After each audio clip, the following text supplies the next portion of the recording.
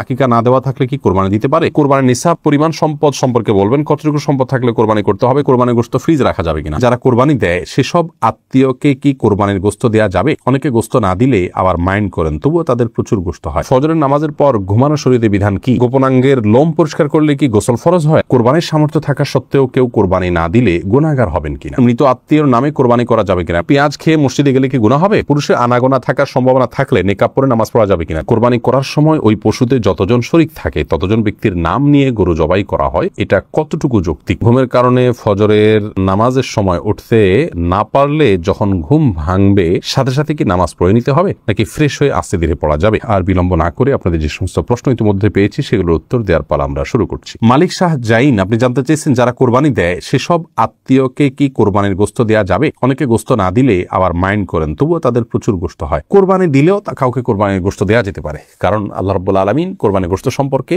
কোরআন কারীমে একাধিক জায়গায় বলেছেন যে নিজে খাও এবং যারা অভাবী নন তাদেরকে, অন্য মানুষদেরকেও দাও, যারা অভাবী মানুষের কাছে চায় তাদেরকেও দাও। তার মানে এখানে আত্মীয় স্বজন যারা সলভেন্ট আছেন, আত্মীয়তার বন্ধন স্বরূপ তাদের জন্য কিছু হাদিয়া আপনি পাঠাতে পারেন, এতে কোনো দোষের কিছু নেই। ফাহিম বিনতে ফারুক জানতে চেয়েছেন, পুরুষের আনাগোনা থাকার সম্ভাবনা থাকলে নেকাব পরে নামাজ পড়া যাবে কিনা? জি অবশ্যই, নেকাব পরে সাধারণ অবস্থায় নামাজ পড়া যাবে না, কারণ নবী সাল্লাল্লাহু আলাইহি ওয়াসাল্লাম চেহারা ঢেকে সালাত পড়তে নিষেধ করেছেন এবং নারী পুরুষ সকলের জন্য সেটি সমানভাবে প্রযোজ্য। কিন্তু কোনো ক্ষেত্রে যদি এমন হয় যে আপনি এমন জায়গায় সালাত আদায় করছেন এখানে অন্য পুরুষরা আসা যাওয়া করার প্রচন্ড সম্ভাবনা আছে, তাহলে সেক্ষেত্রে আপনি নেকাব পরে সালাত আদায় করতে পারবেন, যেহেতু এটা বিশেষ ওজর রয়েছে। এর পরের প্রশ্ন করেছেন মাহবুব আলম, আপনি জানতেছেন মৃত আত্মীয়র নামে কোরবানি করা যাবে কিনা? মৃত আত্মীয়ের নামে কোরবানি করা যাবে, এ বিষয়ে গত নির্বাচিত প্রশ্নোত্তর লাইভে আমরা বলেছি মৃত আত্মীয়ের নামে কোরবানি করা যাবে। রাসূল আকরাম সাল্লাল্লাহু আলাইহি সাল্লামের তরফ থেকে তার ওয়াফাতের বহুকাল পর আলী রাদিয়াল্লাহু তাআলা কোরবানি করেছেন, বাইহাকি মুসনাদ আহমদ শবিনে হাদিসে বর্ণিত হয়েছে, সেজন্য মৃত ব্যক্তির পক্ষ থেকে কোরবানি করা যাবে। কোন কোন উলামায়ে কেরাম বলেন যে জীবিত ব্যক্তির নামের সাথে অ্যাড করে এটা করতে হবে, যদিও জমহুরগণ সাধারণভাবেই মৃত ব্যক্তির তরফ থেকে আলাদা কোরবানি করার পক্ষে মত দিয়েছেন, জায়েজ আছে। এরপরে নাফি চৌধুরী আপনি জানতে চেয়েছেন, সালাতুত তাসবিহ নামাজ জীবনে একবার হলেও পড়তে হবে, এ কথা সত্যতা জানতে চাই। এ বিষয়ে একটি হাদিস পাওয়া যায়, নবী করিম সাল্লাল্লাহু আলাইহি ওয়াসাল্লাম তার চাচা আব্বাস রাদিয়াল্লাহু তাআলাকে শিক্ষা দিয়েছেন, এই হাদিসটি পাওয়া যায় এবং এই হাদিসের উপর ভিত্তি করে এবং আরো কয়েকটি হাদিসকে সামনে রেখে মুহাদ্দিসদের অনেকেই ফুকাহায়ে কেরামের অনেকেই সালাত পড়াটাকে মুস্তাহাব বলেছেন, যদিও এই হাদিস সনদের দিক থেকে আপনার বিশুদ্ধতার মানদণ্ডে উত্তীর্ণ নয়। অনেক মুহাদ্দিসিনে কেরামের গবেষণা অনুপাতে সেই জায়গা থেকে সমস্ত মুহাদ্দিসিনে কেরাম বলেন যে না, এটি আপনার জীবনে একবার পড়তে হবে এমন কোনো কথা নেই। জেরিন আপনি জানতে চেয়েছেন, সূরা মুলক ও 100 আয়াত ঘুমানোর আগেই পড়তে হবে, মাগরিবের পরে বা এশার ওয়াক্ত হওয়ার কিছুক্ষণ আগে পড়লে হবে না?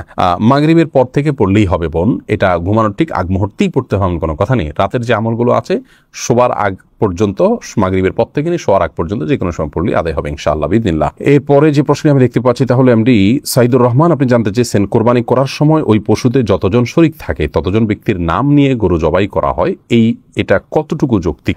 ভাই সাইদুর রহমান, কোরবানি যেই কয়েকজন ব্যক্তির তরফ থেকে করা হয় তাদের প্রত্যেকের নাম উল্লেখ করা এটি আবশ্যক নয়। আপনারা যখন 2 জন 5 জন 7 জন বা 6 জন যে কোনো সংখ্যক, সর্বোচ্চ 7 জন, এর ভিতরে যে কোনো সংখ্যক মানুষ একটা পশুতে আপনারা যখন অংশগ্রহণ করছেন এবং প্রত্যেকের একটা নির্দিষ্ট হিস্সা থাকছে, কোনো ভাঙতি হিস্সা থাকছে না, এমন না যে একটা গরুতে 7টা শেয়ার, একটা শেয়ার 2 জন মিলে নিলেন, এরকম কোনো অপশন নেই, সুযোগ নেই। অথবা একটা শেয়ার মিনিমাম একজন নিলেন অথবা একাধিক শেয়ার নিলেন। যখন এই টাকাটা আপনারা দিচ্ছেন তখন আপনাদের নিয়ত সম্পর্কে আল্লাহ তাআলা ভালো জানেন যে আপনারা কোরবানির উদ্দেশ্যে করেছেন, এখানে আলাদা করে তাদের নাম উল্লেখ করতে হবে, জপতে হবে এমনটি আবশ্যক নয়। যদিও কোরবানি করার পর এটি বলা সুন্নাহ যে আল্লাহ এই কোরবানি যেটি হলো এটিকে অমুক অমুক অমুক ব্যক্তির তরফ থেকে আপনি কবুল করে নিন, এভাবে যদি উচ্চারণ করা যায় ভালো। আর না হলে এভাবে সংক্ষেপে বলা যেতে পারে, আল্লাহ আমরা যারা এই কোরবানিতে শরীক হয়েছি তাদের সবার তরফ থেকে আপনি ঠিক কবুল করে নিন।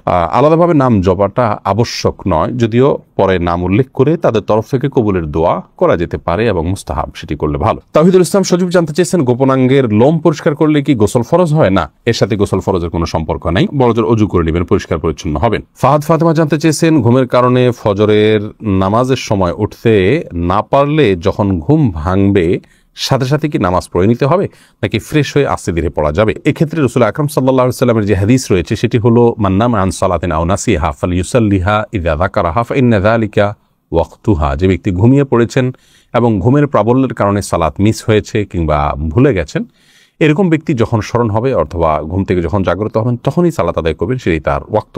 অবশ্যই তিনি ফ্রেশ হয়ে সালাত আদায় করবেন, ফ্রেশ হওয়া ছাড়া তো সালাত আদায় করতে পারবেন না। কিন্তু ফ্রেশ হওয়ার মানে এই নয় যে ঘন্টাকে ঘন্টা তিনি অন্য স্বাভাবিক কাজকর্ম করে বেড়াবেন আর সালাতকে বিলম্ব করবেন, বরং তার উচিত হবে খুব দ্রুততার সাথে ফ্রেশ হয়ে সালাত আদায় করে নেওয়া। এমডি ওমর ফারুক জানতে চেয়েছেন, ফজরের নামাজের পর ঘুমানো শরীরে বিধান কি? এটি জায়েজ আছে, তবে অনুত্তম কাজ। নবী করিম সাল্লাল্লাহু আলাইহি ওয়াসাল্লাম দোয়া করেছেন, আল্লাহুম্মা বারিক লি উম্মতি ফি বুকুরিহা, আল্লাহ আমার উম্মতের জন্য সকালের সময়টাতে আপনি বরকত দান করুন।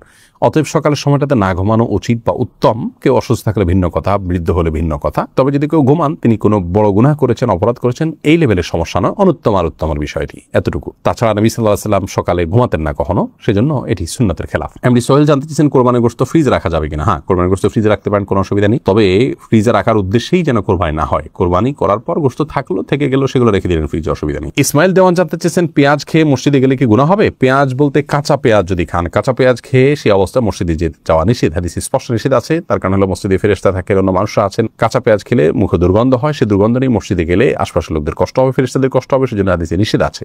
অতএব কাঁচা পেঁয়াজকেও খাওয়ার পর ভালো করে মুখের দুর্গন্ধ দূর করে, সেটি অন্য কিছু খেয়ে হোক, ব্রাশ, মেসওয়াক ইত্যাদি হোক, যেভাবে হোক, অন্য কোনো উপায়ে মুখের দুর্গন্ধ দূর করে তারপর তিনি মসজিদে যাবেন। এমনি জাহিদুল ইসলাম জানতে চেয়েছেন, আকিকা না দেওয়া থাকলে কি কোরবানি দিতে পারে? আকিকার সাথে কোরবানি কোনো সম্পর্ক নেই, দুটো সম্পূর্ণ দুই ধরনের ইবাদত। আকিকা না থাকলেও কোরবানি দিতে পারেন, আকিকা না দিলেও কোরবানি দিতে পারেন। এরপরে নাইমুল হক আজাদ জানতে চেয়েছেন, কোরবানির নিসাব পরিমাণ সম্পদ সম্পর্কে বলবেন, কতটুকু সম্পদ থাকলে কোরবানি করতে হবে? কোরবানির নিসাব হলো যাকাতের নিসাব। একজন মানুষের কাছে 595 গ্রাম রূপা বা তার সমমূল্য যদি থাকে, তাহলে তার উপরে কোরবানি বর্তাবে, এবং সেই নিসাবটি হলো বর্তমান বাজার মূল্য হিসাব করলে আপনার 595 গ্রাম রূপার যে মূল্য আছে সেটি হয়তো 40 বা 50 হাজার টাকা বা তার কাছাকাছি ফিগারে থাকবে। অতএব আপনি কোরবানির নিসাব, যেটা যাকাতের নিসাব, সেটিকেই ধরে নেবেন। যদিও এর আগে আমরা শুরুতেই বলেছি যে কোরবানি যে ব্যক্তি করার সামর্থ্য রাখেন তার উপরে কোরবানিটি বর্তায়, এর জন্য নিসাব কোনো আবশ্যক নয়, এমনটি মত দিয়েছেন সৌদি আরব ওলামা ইকরাম এবং অন্যান্য মাযহাবে।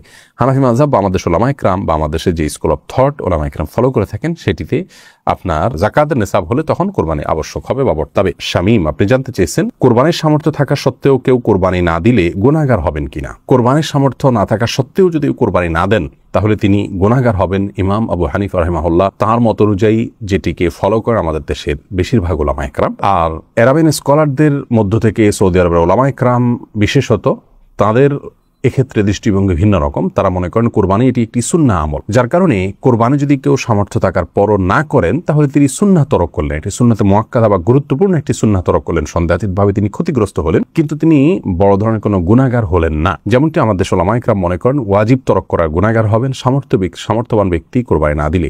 আমাদের ওলামা ইকরামের দলিলটি অত্যন্ত সমৃদ্ধ। এক্ষেত্রে নবী সাল্লাল্লাহু আলাইহি ওয়াসাল্লাম বলেছেন যে ব্যক্তি কোরবানি করার সামর্থ্য রাখে অথচ কোরবানি করলো না, সে যেন আমাদের ঈদগাহে না আসে। এবং এই মর্মে কাছাকাছি ধরনের ভাষ্য অনেকগুলো হাদিসে আসছে, যে ভাষ্য থেকে বোঝা যায় যে নবী সাল্লাল্লাহু আলাইহি ওয়াসাল্লাম সামর্থ্যবানদেরকে কোরবানি করতে আবশ্যকভাবে নির্দেশ করেছেন, এবং না করলে তার জন্য তিনি সতর্কবাণী দিয়েছেন। অতএব সামর্থ্যবানদের জন্য কোরবানি না করে থাকাটা অনুচিত হবে আমরা মনে করি। যদিও বিপরীত দিক থেকে যারা এটাকে সুন্নাহ মনে করেন, তাদেরও দলিল হলো নবী আলাইহিস সালাম বিভিন্ন হাদিসে এটাকে সুন্নাহ বলে অভিহিত করেছেন, ইব্রাহিম আলাইহিস সালামের সুন্নাহ বলেছেন, তো সেই জায়গা থেকে তারা এটিকে সুন্নাহ বলেন।